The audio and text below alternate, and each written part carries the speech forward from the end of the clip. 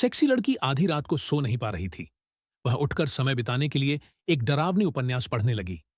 अचानक घर के बाहर से अजीब आवाजें आने लगीं।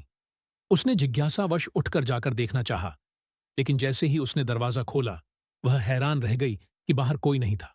उसने कान लगाकर ध्यान से सुनने की कोशिश की।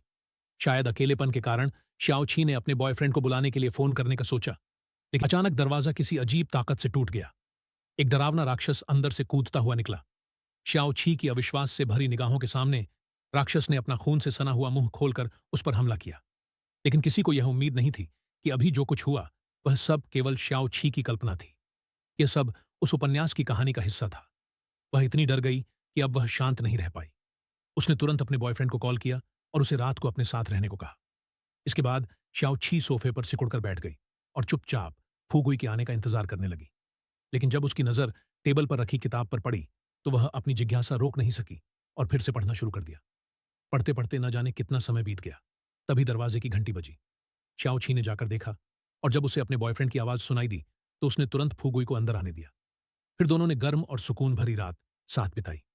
जब अगली सुबह सूरज निकला, फूगुई पहले ही श्याओछी का घर छोड़ चुका था। बीती रात के साथ बिताए पलों को याद करते हुए श्याओछी ने उसके साथ लिव इन में रहने